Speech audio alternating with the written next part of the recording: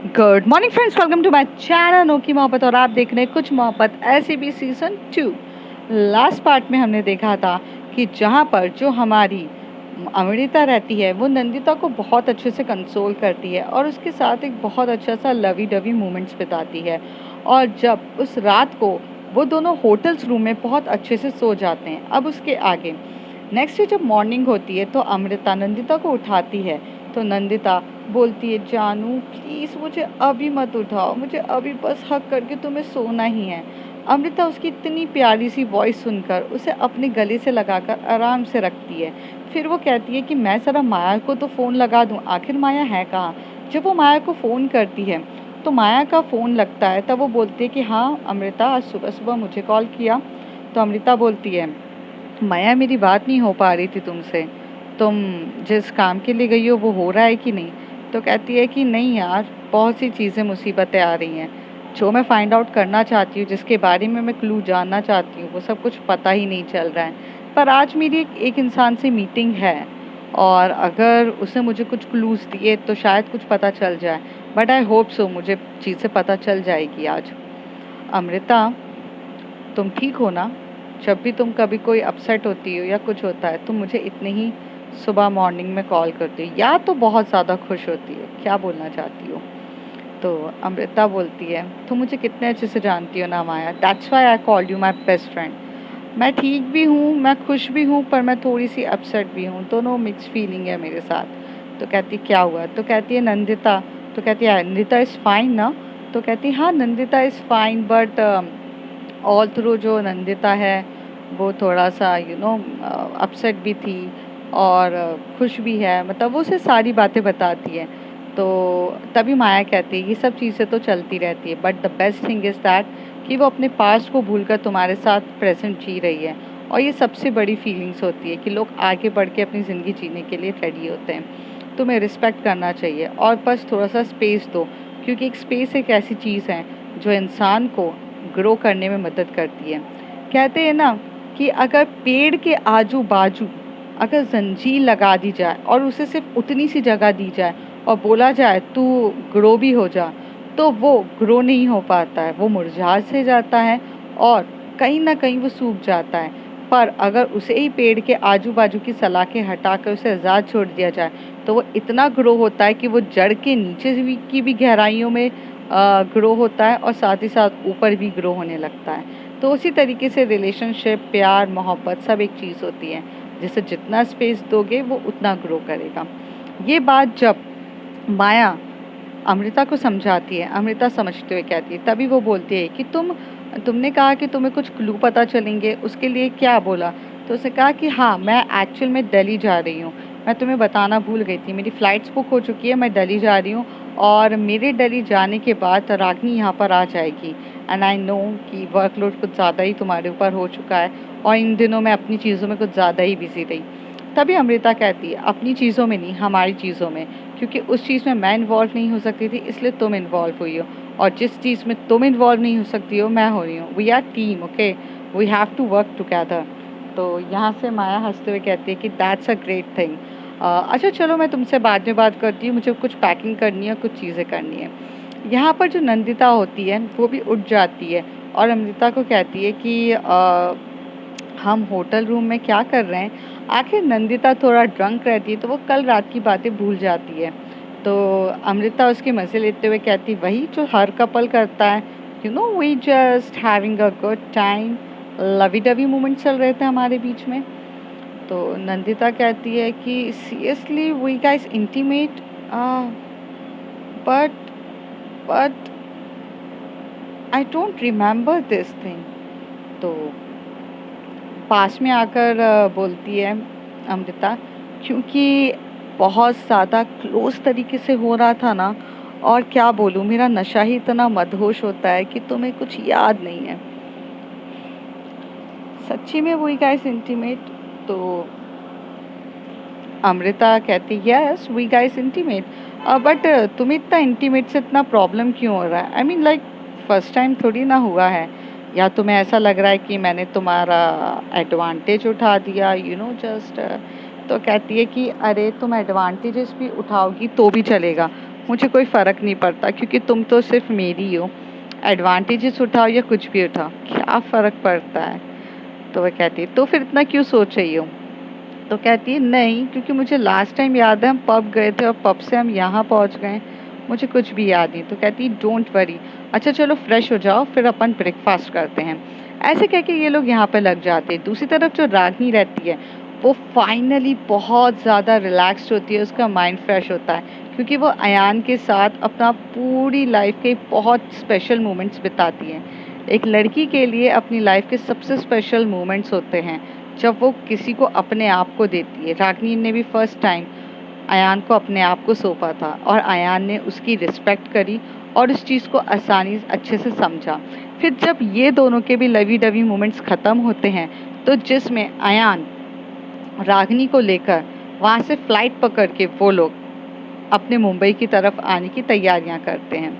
तो वो of course Mumbai आ जाते हैं। जैसे ही वो मुंबई आती है तो रागनी सबसे पहले अपने घर जाती है, अपना सब लगेज रखती है, फ्रेश होती है और वो ऑफिस की तरफ जाती है। जैसे ही वो ऑफिस की तरफ जाती है तो वो सबसे पहले अगर मिलती है तो वो माया जायसवाल से मिलती है।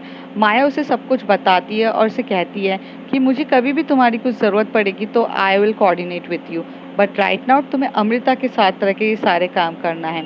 यहाँ पे रागनी उससे पूछती है मैम ऐसी क्या चीज़ के लिए आप दिल्ली अकेले जा रहे हो, आप प्लीज़ अकेले मत जाओ, आपको पता है ना आपके अकेले जाना बहुत रिस्कफुल मैटर होता है।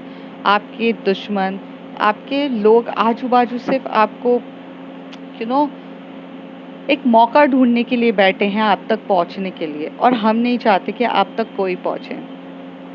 तभी माया टर्न होके बोलती है मुझ तक पहुंचने के लिए तो 1000 लोग बैठे हैं, ये बात सच है, पर मुझ तक पहुंचना आसान भी नहीं है, ये बात भी सच है। उस 5 सालों में लोग मेरे पास नहीं आ सके और इतनी जल्दी नहीं आ पाएंगे जब तक कि माया जायसवाल खुद ना चाहे।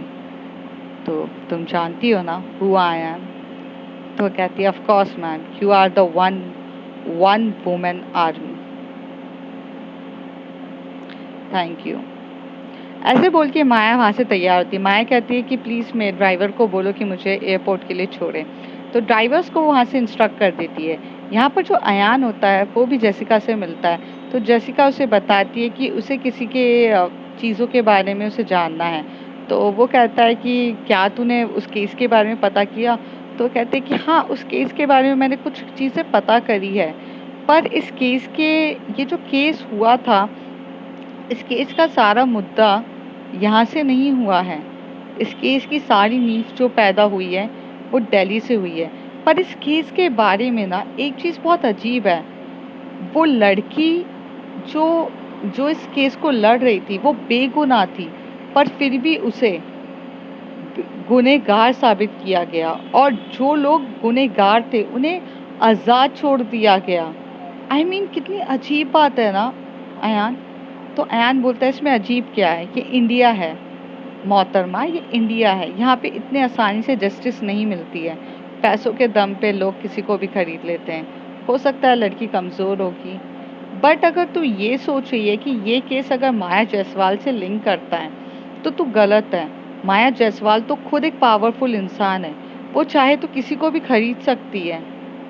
तो फिर मुझे नहीं लगता कि ये केस उसका होगा, अयान कहता है। पर जेसिका कहती है नहीं, माया जायसवाल आज बहुत पावरफुल है, आज से 5 साल पहले थी भी। तो कहते जायसवाल इंडस्ट्रीज पहले भी थी, 5 साल के अंदर जायसवाल इंडस्ट्रीज बड़ी नहीं हुई है। हाँ ये बात तो सच है, जेसिका कहती है। तभी अयान कहता तो तू सोच क्या रही है। तो कहती है कि देख इस चीज़ के बारे में भी पता करने के लिए मुझे भी बहुत सारे सुरागों को इकट्ठे करने हैं। चल मैं उन सब चीज़ों पे लगती हूँ, तू बता तू ठीक है ना, हाउस योर ट्रिप। तो वो कहता है बढ़िया थी। तो did you propose her for marriage, Jessica पूछती है। तभी अयान कहता है हाँ मैंने उसे शादी के लिए प्रपोज किया एंड शी सेड यस। तो जसिका बोलती है so guys when you getting married. तो कहती है अरे इतनी इजीली नहीं होता ना, इतना इजी नहीं होता ना, थोड़ा समय चाहिए रहता है और जैसी समय होगा हम कर लेंगे। I mean we need some time to figure out, just like she is ready to marry me. I can't believe. तो जेसिका बोलते हैं I am very happy for you. इस चीज़ पे तो मैं चल तुझे ट्रीट देती हूँ, चल मेरे साथ canteen, let's have a cold coffee. तो कहते हैं अरे कोल्ड कॉफ़ी में टर्क आएगी क्या? तो कहते चल सैंडविच भी खा लेना, रो मत, तुझसे तो बड़ा ही दिल है मेरा, मैं तुझे पार्टी दे रही हूँ, उल्टा तुझे देना चाहिए था। तो कहता है अरे मैं दूंगा ना, जिस दिन मेरी शादी पक्की हो जाए, मेरी इंगेजमेंट हो जाए, मैं पक्का दूंगा। ओ माय गॉड, आज की दुनिया में शादी और इंगेजमेंट, कोर्ट मैरिज कर, जल्दी से कर, और चीज़ों के लिए छठ मंगनी द पट ब्याह वाला किस्सा बाद में, आजकल कोर्ट मैरिज कर और प्रूफ के साथ रहे। तो वो कहता है हाँ हाँ ये बात भी सही है, सोचता हूँ मैं इस बारे में। यहाँ पर जो माया रहती है वो जाने के लिए तैयार हो जाती है, एयरपोर्ट पहुँच जाती है, वहाँ से वो फ्लाइट पकड़ लेती है दिल्ली के लिए। यहाँ पर जो अमृता रहती है वो नंदिता का बहुत अच्छे से ख्याल रखती है, उसके साथ ब्रेकफास्ट करती है और जारी रहती है। नंदिता अपना बार बार सर पकड़ी रहती है क्योंकि उसका सर जो था वो लिटिल बिट हैवी हो रहा था, क्योंकि उसने अल्कोहल्स को ज़्यादा ही कंज्यूम कर ली थी। तो उस अल्कोहल को ध्यान में रखते हुए यहाँ से एक पानी की बोतल के साथ एक मेडिसिन देती है। कौन? हमारी अमृता देती है। तो नंदिता कहती है मेडिसिन क्यों? तो कहती है तुम्हारा सर भारी हो रहा है ना, खा लो, जल्दी सही हो जाएगा। और फिर वो खाती है और थोड़ा रिलैक्स होती है, और रिलैक्स होने के बाद बोलती yes it's proof it, now I am feeling so relaxed. तो कहती yes, now you feeling so relaxed, oh that's great. हाँ, अच्छा लगा तुम्हें देखकर। तो कहती है अमृता कल रात को क्या हुआ था, प्लीज़ मुझे सच सच बताओगी, क्योंकि मुझे नहीं लगता हम इंटीमेट हुए हैं, क्योंकि अगर होते तो कुछ अलग होता। तो तभी अमृता उसे हक करते हुए बोलती है क्यों, अलग कैसे होता? तो कहती है नहीं मुझे पता चल जाता है, बट मेरे ना दिमाग में कुछ अलग ही छवि आ रही है, जैसे कि हम हम पब में हैं, कोई मुझे टच कर रहा है एंड यू जस्ट शाउटेड, ये सब मुझे कुछ याद आ रहा है। तो वो कहती है कि तुम इतना दिमाग में जोर मत दो, हम इंटीमेट हुए या नहीं हुए फ़र्क नहीं पड़ता, हम साथ हैं ये फ़र्क पड़ता है। And my sweet heart you are always important for me. अच्छा तो मैं ऑफिस छोड़ रही हूँ, यहाँ से मुझे अपने ऑफिस जाना है कुछ ज़रूरी काम के लिए, जैसे ही मैं फ्री होंगी I will catch you for lunch. तो कहती है you seriously come for lunch with me? तो कहती है अगर टाइम मिला तो, क्योंकि कुछ ज़रूरी काम है, तो मैं तुमसे मिलती हूँ। तो कहती है ओके फाइन। तो ऐसे कह के यहाँ से अमृता भी अपने ऑफिस की तरफ निकल जाती है, नंदिता अपने ऑफिस चली जाती है, और सब अपनी लाइफ में थोड़े बिजी हो जाते हैं। करीब एक दिन ऐसे बीत जाता है, जब नेक्स्ट डे की बारी आती है तो यहाँ पर जो माया रहती है वो चीज़ों के बारे में क्लूज फाइंड आउट कर रही रहती है। वो एक इंसान से मिलती है और इंसान के साथ मिलके उसे कुछ अपने पैसे दे रही रहती है और बदले में कुछ इन्फॉर्मेशन ले रही रहती है। जब वो इन्फॉर्मेशन कलेक्ट करती है तो वो उससे बार बार पूछती है कि इसके बारे में, जयदेव मिश्रा के बारे में पता है? तो कहता है मैम इसके बारे में फाइंड आउट करना आसान नहीं है, पर सुना है इसके कुछ चमचे यहाँ पर काम करते हैं, उसके बारे में मैं आपको कुछ क्लूज दे सकता हूँ। तो ऐसे करके वो कुछ इन्फॉर्मेशंस उसे दे रहा था, और जो इन्फॉर्मेशंस बहुत ज़्यादा यूज़फुल होती है। फिर ऐसे इन्फॉर्मेशन यूज़फुल होने के बाद जो माया रहती है वो अपनी इन्वेस्टिगेशन को स्टार्ट कर देती है, और उस तरीके से जैसे जैसे उसे क्लूज मिलते हैं वैसे वैसे वो बिजी होना स्टार्ट हो जाती है। दूसरी तरफ जो नंदिता रहती है, अमृता रहती है, वो दोनों अपने अपने काम में बिजी रहती हैं। यहाँ पे रागनी भी पूरा ऑफिस की द्वार मदार को संभाल रही रहती है। Ayaan first page of news के लिए लग जाता है। वो अयान जो रहता है वो इस बार जेसिका से थोड़ा अलग होकर काम कर रहा रहता है, क्योंकि जो जेसिका रहती है वो अपनी लाइफ वो कुछ अलग ही चीज़ों में बिजी रहती है। वो जब से उसे पता चला रहता है कि उसने भी ये नाम सुना रहता है उस केस के बारे में, और जयदेव मिश्रा, वो अलग ही अपनी चीज़ों में कैलकुलेट करना या अलग ही चीज़ों को फाइंड आउट करने में वो अलग तरीके से बिजी रहती है। तभी तभी जेसिका को एक अनोनिमस सा मेल आता है, और उस मेल में बहुत सारी डिटेल्स रहती है, बहुत सारी चीज़ें डिटेल्स रहती है, जिसके बारे में वो पढ़ती जाती है तो वो बहुत ज़्यादा हैप्पी होने लगती है। फिर वो उसे कॉल करके बोलती है कि ये सारी इन्फॉर्मेशन सही है। तो कहता है कि मैम इन्फॉर्मेशन तो सही है पर आधी है, अगर आप पूरी इन्फॉर्मेशन जानना चाहती हैं तो आपको दिल्ली आना पड़ेगा। तो वो ये सुनकर ना बहुत ज़्यादा खुश हो जाती है और कहती है कि ओके, मैं दिल्ली आज ही आ रही हूँ, I will book my flight and come immediately. तो कहता है okay ma'am, I am just waiting for you. तो यहाँ से जो जेसिका है वो उठकर जाती है बॉस के कैबिन में, और बॉस के कैबिन में खटखटाते हुए बोलती है कि boss, can I have just 5 minutes of use. तो वो बोलती है कि हाँ बोलिए। तो कहते हैं कि मुझे अर्जेंटली कुछ क्लूज़ मिले हैं, कुछ न्यूज़ मिली है जिसके लिए मुझे दिल्ली जाना पड़ेगा। तो मैं आपसे चाहती हूँ कि मुझे दिल्ली आप भेजें, not for the all the expenses paid by you, मैं वो सब कुछ कर लूँगी, बट मुझे कुछ इन्फॉर्मेशंस कलेक्ट करनी है जिसके लिए मुझे यहाँ से दिल्ली जाना पड़ेगा। So as a journalist I didn't get a time, तो प्लीज़ आप क्या मुझे दोगे चांस। यहाँ से बॉस बोलता है कि जेसिका, तुम कुछ क्लूज़ के बारे में, न्यूज़ के बारे में मुझे बता ही नहीं रही हो, और तुम मुझसे ऑफिशियली ये बोल रही हो कि एक केस के लिए तुम जा रही हो, मैं तुम्हें अलाउ करूं, but I don't think it's a right time. तुम मुझे बताओगी कि क्या चीज़ें हैं।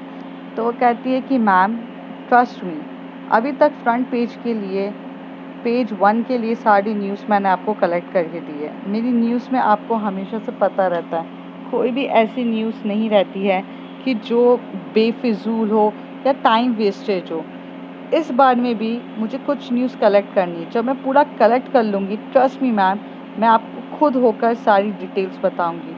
तब तक के लिए आप मुझ पर ट्रस्ट करिए और इस ट्रस्ट के साथ मुझे जाने के लिए बोलिए, क्योंकि आपका ट्रस्ट बहुत ज़्यादा इम्पॉर्टेंट है, और अगर वो नहीं होगा तो कैसे होगा। तो यहाँ पर जो बॉस रहती है वो भी जेसिका के काम और उसकी हर एक चीज़ को समझती है और वो जाने के लिए अलाउ कर देती है। जेसिका भी यहाँ से दिल्ली जाने के लिए रेडी हो जाती है। वो यहाँ से करीब आसानी से पहुँच जाती है। फिर ऐसा एक टाइम आता है जब 2-3 घंटे आराम से बीत चुके रहते हैं, तब रात का टाइम होता है 8 बजे के करीब। अमृता फ़ोन लगाती है माया को। अमृता बहुत ज़्यादा फ़ोन कॉल कर रही रहती है, पर माया का फ़ोन एक तो लग नहीं रहा रहता है। फिर जैसे ही उसको माया का फ़ोन लगता है, तो माया उसका फ़ोन पिकअप करती है और कहती है कि हाँ अमृता बोलो। जैसे ही वो अमृता से बात करने ही वाली रहती है, सडनली से एकदम से आवाज़ आती है और चीज़ें गिर जाती हैं। एकदम से चीज़ें गिरती है, आराम से एकदम ब्लास्ट होने की आवाज़ आती है, ब्लास्ट हो जाता है, मतलब कुछ एकदम से बोलते हैं ना, जैसे कोई किसी को मारता है तो जम के कुछ चीज़ें गिर जाती है और थोड़ी सी हाथापाई वाली आवाज़, ब्लास्ट वाली थोड़ी सी आवाज़ आने लगती है। अमृता यहाँ से बहुत बार चिल्ला रही रहती है, माया माया माया तुम ठीक तो हो ना, माया तुम ठीक हो ना, तुम्हें समझ में आ रहा है, Maya Maya are you able to hear me, Maya Maya. तो पर यहाँ से माया का कुछ रिस्पॉन्स नहीं होता और थोड़ी देर में माया का फ़ोन अपने आप बंद हो जाता है, जिसको सुनकर अमृता बहुत ज़्यादा डरने लगती है। अमृता बहुत बार कॉल करने की या कोशिश करती है समझाने की, कुछ कुछ रिस्पॉन्स ही नहीं आ रहा रहता है। तभी यहाँ पर वो एक कॉल करती है और कॉल करने के बाद वो नंदिता को कहती कि मैं फटाक से तुम जल्दी से किसी भी हालत में तुरंत माया को ट्रैक करो, माया कहाँ पर है, फटाक से ट्रैक करो, प्लीज़ प्लीज़ जल्दी से ट्रैक करो। नंदिता जब ये सारी वॉइस सुनती है और वो सुनने के बहुत ज़्यादा मतलब अजीब सा फील करने लगती है, उसको बोलती है कि तुम ठीक तो हो ना, तुम्हें क्या हुआ है। तो वो कहती है कि यार मैं ठीक नहीं हूँ, please I am just saying something, please try to understand, please. यहाँ पर जो वो कभी भी ना नंदिता अमृता की बात को काटती नहीं थी, और जैसी वो ये बात सुनती है तो वो अपना सारा काम छोड़कर फटाक से सुनने के लिए तैयार हो जाती है, और वो सुनते हुए ये कहती है कि ठीक है, मैं अभी के अभी पता करती हूँ क्या हुआ है क्या नहीं। जैसे ही वो पूरा फाइंड आउट करती है तो उसको 10 से 15 से 20 मिनट लग जाते हैं। 10 मिनट तो कम से कम लगते ही हैं। 10 मिनट के बाद वो बोलती है कि सुनो, ये गेट इंडिया गेट के वहाँ पर लास्ट टाइम मुझे उसकी लोकेशन दिख रही है। तो वो कहती है इंडिया गेट के वहाँ पर वो करने क्या गई है, and and I don't understand कि वो इंडिया गेट क्यों गई है। तो वो कहती है इस सारे सवालों का जवाब हम आपस में ढूंढे तो प्रॉब्लम हो जाएगा। और तुमने जैसे कहा कि उसका फ़ोन स्विच ऑफ हुआ है, तो वो वहीं पर हुआ है, नंदिता कहती है। अमृता कहती है तो मैं क्या करूं, मैं तो यहाँ पर बैठी हूँ और मैं यहाँ से तो एकदम से उसको जाके पता नहीं कर सकती ना। I mean Nandita, I am stuck, I don't know what to do.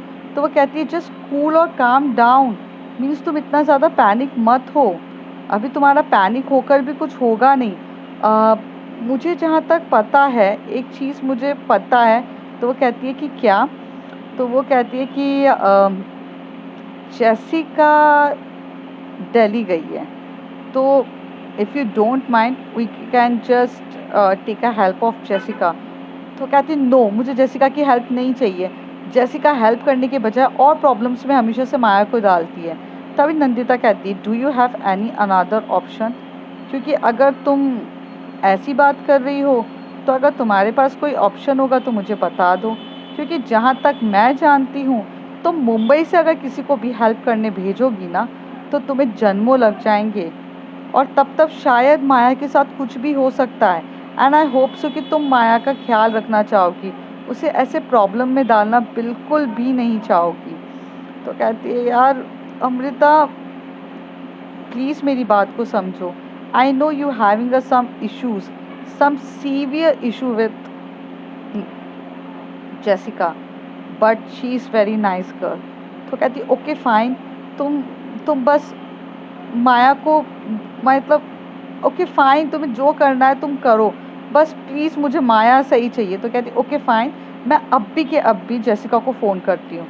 यहाँ से नंदिता अपना विदाउट टाइम वेस्ट करे जेसिका को फ़ोन करती है। तो जेसिका बोलती है हाँ बोल क्या हो गया।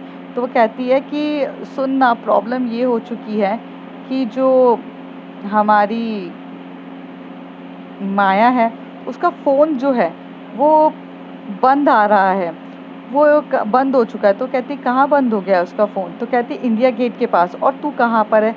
तो वो कहती है कि मैं तो कहीं और पर हूँ, बट ठीक है पर फ़ोन कैसे बंद हो गया। तो कहती I think she is in a severe problem and I don't understand कि वो क्या हुआ है। मुझे अमृता ने कुछ बताया तो नहीं है, लेकिन जो भी है मैं बस इतना कह सकती हूँ कि कुछ तो चीज़ें हैं जो अमृता भी मुझे नहीं बता रही है, एंड आई होप कि सब कुछ ठीक हो। तो कहती है कि तू टेंशन मत ले, मैं जाती हूँ। यहाँ से जेसिका जाने के लिए तैयार हो जाती है, और जेसिका सारी चीज़ों को समझती है और जाने के लिए रेडी हो चुकी रहती है। वो जब वहाँ पर जाती है तो वो उस एरिया के वहाँ पर करीब आधे घंटे में पहुँचती है, और जैसे वो आधे घंटे में पहुँचती है तो वो वहाँ पर देखती है कि जो माया का फ़ोन है वो वहाँ पर गिरा पड़ा हुआ है, कुछ अजीब सा ही चल रहा है। माया का फ़ोन गिरा है और उसको पैर से किसी ने तोड़ा है। तो ये देखकर तो यहाँ पे जेसिका को भी थोड़ा सा टेंशन होने लगती है, और जेसिका बोलती है कि oh my God, something is now severe, कि ये कैसे हो सकता है। और माया तो अपने मोबाइल के लिए भी थोड़ी सी कॉन्शियस टाइप की है, और वो इतनी कॉन्शियस होने के बाद बंदी इस तरीके से तो मीन्स कभी ऐसे छोड़ नहीं सकती। वो वहीं पर कुछ कर रही रहती है। थोड़ी देर के बाद एक बंदा आता है जो जेसिका के बैक पे इतनी जम के मारता है, और उसके थोड़ा सा सर पे भी लग जाती है, जिसकी वजह से जेसिका वहीं पर बेहोश हो जाती है। जेसिका जैसी बेहोश होती है, एक अजीब सा, मतलब वो बेहोश हो चुकी रहती है, उसको अजीब सा फील होने लगता है, और फील होते टाइम वो बहुत अजीब सा फील कर रही रहती है। वो उठने की कोशिश करती है, पर वो देखती है कि कोई आदमी उसे मार रहा है और मारकर उसे बिठा रहा है, और वो बिठाकर उसे कैप्चर करके लेके जाता है। थोड़ी देर में एक गोडाउन के एरिया में वो चली जाती है। जब वो वहाँ पर जाती है तो वो देखती है कि माया भी वहीं पे बंधी पड़ी हुई है, और माया एकदम से देखती है और बोलती है जेसिका। तो जेसिका बोलती है तुम यहाँ बैठी हुई हो, आई मीन और ये कौन लोग हैं जिन्होंने तुम्हें कैप्चर किया है। तो माया बोलती है, तुम हर टाइम प्रॉब्लम्स में कैसे फंस जाती हो? तुम पागल हो क्या? तुम यहाँ कैसे पहुंच गई? क्या पहुंची? कुछ कुछ तुम तुम ठीक हो ना? तो मतलब क्यों प्रॉब्लम्स को अपने सर पे लेती हो? जसिका बोलते, उल्टा चोर कोतवाल को डांटे, आर यू स्टूपिड या are you out of your mind? I mean, तुम्हारा फोन बंद था, तुम प्रॉब्लम में थी, मैं तुम्हें बचाने के लिए आई, एंड तुम्हें मेरा थैंक यू कहना चाहिए। उल्टा तुम थैंक यू कहने के बजाय मुझे ये चीज़ें सुना रही हो। तुम में कोई मतलब एक टाइप की इंसानियत है कि नहीं? तो वो कहती, ओ रियली, ओके ओके, इंसानियत है। इसे इंसानियत नहीं कहते, इसे बेवकूफ़ी कहते। एक तो पहली बात, तो मुंबई से यहाँ कैसे पहुँच गई? तो वो कहती है कि मुंबई से यहाँ कैसे पहुँच गई तुम? तो वो कहती है, यार मैं यहाँ पे अपने काम के लिए आई थी, और जस्ट मैं अपने काम के लिए आई और तुम मुझे यहाँ पर मिल गई। हाँ, अब कहने को बचा भी क्या है? अब मैं क्या ही बोलूँ? तो कहती है, क्या बोलूँ मतलब क्या है? आई मीन, तुम तो वहाँ से एक बंदा आकर बोलता है, ओ तुम दोनों का ये मजनू लैला वाला लड़ाई ख़त्म हो गई हो तो हम आगे बढ़े। तो वो कहता है कि एक मिनट, एक तो ये कहीं पर भी फंस जाती है, उसके बाद ये समझती है नहीं है। तो कहते, अच्छा मैं फंस जाती हूँ, हाँ बढ़िया है, मतलब मैं ही पागल इंसान हूँ ना। ये दोनों एक चूहा बिल्ली की तरह लड़ रहे रहते, जबकि ये दोनों की लड़ाई देखते हुए वहाँ का वो बंदा कहता है, तुम कपल्स की तरह लड़ना बंद करो। तो वो कहती है कि ओ गाइस, तभी वहाँ से माया कहती है, वी आर नॉट कपल। तो यहाँ पे जसिका कहती है, yes we are not couple, और हो भी कैसे सकते हैं, क्योंकि कपल तो केयरिंग नेचर का होता है, और वो कुछ भी काम कर रहा रहता है तो वो बताता है। पर यहाँ पर ये मैडम जी कभी कुछ बताएंगे कि ये यहाँ का कैसे पहुँच गई? उल्टा अगर इनकी कोई मदद करने के लिए यहाँ पहुँचे तो उसमें भी इनको प्रॉब्लम है। मतलब चाहती क्या है मैडम आप? तो माया कहती है, तुम बच्ची की बच्ची रहोगी और थोड़ी सी बेवकूफ़ की बेवकूफ़ी रहोगी। उतनी देर में वहाँ से एक आदमी आता है, और आदमी वहाँ पर खड़ा होकर बोलता है, माया जायसवाल। तो माया की आंखों में बहुत गुस्सापन रहता है और कहती है, तुम? तो कहता है कि हाँ मैं। सुना है 5 साल पहले जिस तरीके से तुम हारी थी, तड़पी थी, वो क्या कम रह गया था कि जो आज भी मेरे से हारने के लिए आ गई हो? उस दिन तो तुमने अपना सब कुछ खो दिया था, अब तुम्हारे पास खोने के लिए क्या है? हाँ, वैसे मेरे ख्याल से अब कुछ खोने के लिए है नहीं है, लेकिन हो सकता है खोने के लिए तुम्हारे पास बहुत कुछ हो। माया चुप रहती है। माया चुप होकर सिर्फ एक चीज़ का ध्यान रख रही रहती है। माया कुछ भी नहीं बोलती है और सिर्फ एकदम शांत रहती है। फिर वो एकदम से बोलती है, उस दिन तुमने मुझसे मेरा सब कुछ छीन लिया था, आज तुमने सच कहा कि मेरे पास खोने के लिए कुछ भी नहीं है। इसलिए आज खोने के लिए मेरे पास जब कुछ नहीं है ना, तो मैं किसी चीज़ से डरती नहीं हूँ, और जब मुझे किसी चीज़ का डर ही नहीं है तो फिर सोच लो, तुम्हारी तो शामत आने वाली है। तभी वो हंसते हुए बोलता है, तुम्हारे पास खोने के लिए कुछ नहीं है? Oh really? शायद से मैं जहाँ तक जाना हूँ कि ये लड़की तुम्हारी वीकनेस है। अगर मैं गलत नहीं हूँ तो ये बात सच है।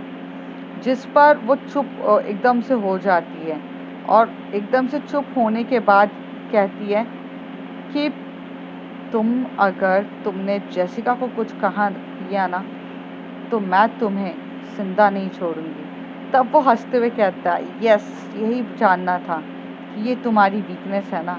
और जब किसी की कोई वीकनेस होती है ना, तो मुझे बहुत मज़ा आता है। क्या ही बोलूँ, तुम्हें इस तरीके से वीकनेस की हालत में देख के मुझे बहुत ज़्यादा खुशी हो रही है। अब तो मज़ा आ गया। और ऐसा बोल के तुरंत वो इंसान तुरंत उठकर जेसिका के बालों को खींचता है और जमकर उसे मारने की कोशिश कर रहा रहता है। यहाँ पे माया चिल्लाती, don't you dare to do this, इस बार अगर उसे कुछ भी हुआ ना, मैं तुम्हारी जान ले लूँगी, मैं तुम्हारी जान ले लूँगी। और ये बोलकर वो ऐसे बोलता है तो वो बहुत खुश होते हुए हो रहा रहता है। और सडनली से यहाँ पर जेसिका को चोट लग जाती है, वो गिर जाती है। जैसे ही उसे वो चोट लगती है, इस पे माया को थोड़ा और गुस्सा आता है और माया गुस्से में एकदम से उठकर अपने हाथों को खोलने के लिए रखती। तब वो बोलता है कि अभी तो गेम स्टार्ट हुआ है, अभी तो ये शुरुआत है, अभी तो बहुत कुछ होना बाकी है, ये तो बस एक मात्र शुरुआत है, बहुत कुछ देखने को मिलेगा तुम्हें। और ये बोलकर वो लड़का फिर से जेसिका की तरफ आ रहा रहता है। इस बार माया बहुत ज़्यादा गुस्से में रहती है। तो अब फ्रेंड्स देखते हैं कि आखिर वो कौन लोग हैं जो माया के पीछे पड़े हैं। और माया के पीछे पड़े तो पड़े हैं, पर खासकर जेसिका को भी वो हार्म पहुंचा रहे हैं। और जेसिका की तो इन चीज़ों में कोई गलती भी नहीं है, फिर बेचारी वो इन सब बलि का बकरा कैसे बन रही है। तो अब जानेंगे अगले कुछ एपिसोड्स में। तब तक के लिए bye bye, take care. If you like my story, like share and subscribe. Thank you.